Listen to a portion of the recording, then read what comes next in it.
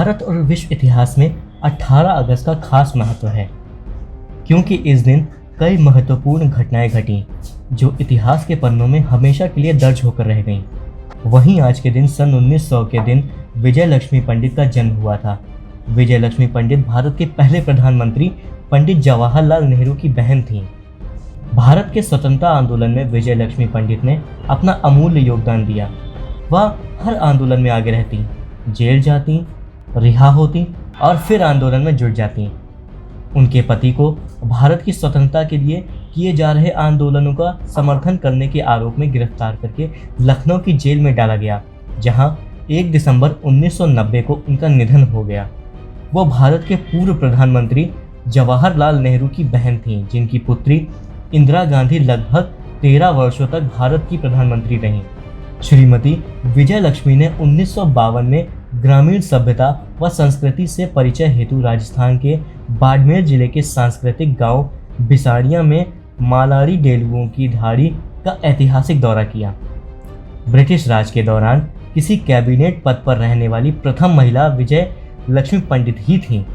1937 में उनका निर्वाचन यूनाइटेड प्रोविंसेस के विधानमंडल में हुआ तथा उन्हें स्थानीय स्वप्रशासन एवं जन स्वास्थ्य विभाग में मंत्री बनाया गया। पहले वे 1939 तक तथा बाद में 1946 से 1947 तक इस पद पर रहीं। भारत की स्वतंत्रता के पश्चात वे राजनयिक सेवाओं का हिस्सा बनी तथा उन्होंने विश्व के अनेक देशों में भारत के राजनयिक के पद पर कार्य किया। 1946 से 1968 के मध्य उन्होंने संयुक्त राष्ट्र में भारतीय प्रतिनिधिमंडल का नेतृत्व भी किया। इस दौरान 1953 में उन्हें संयुक्त राष्ट्र महासभा का अध्यक्ष चुना गया और वे इस पद पर आसीन होने वाली विश्व की प्रथम महिला बनी। 1962 से 1964 तक वे महाराष्ट्र के राज्यपाल के पद पर रहीं। 1979 में उन्हें संयुक्त राष्ट्र मानवाधिकार आयोग में भारत का प्रतिनिधि नियुक्त किया गया।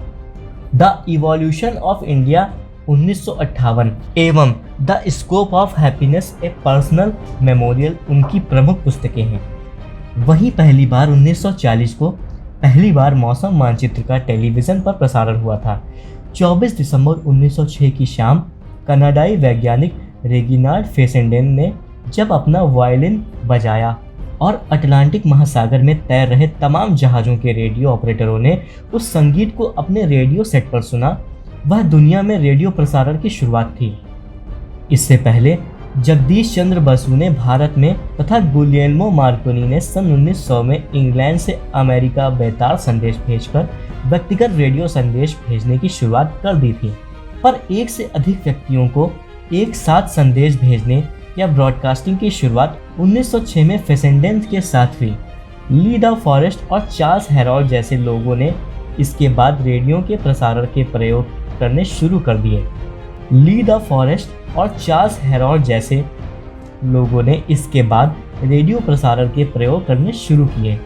तब तक रेडियो का प्रयोग सिर्फ नौसेना तक ही सीमित था। 1917 में प्रथम विश्व युद्ध की शुरुआत के बाद किसी भी गैर फौजी के लिए रेडियो का प्रयोग निषिद्ध कर दिया गया।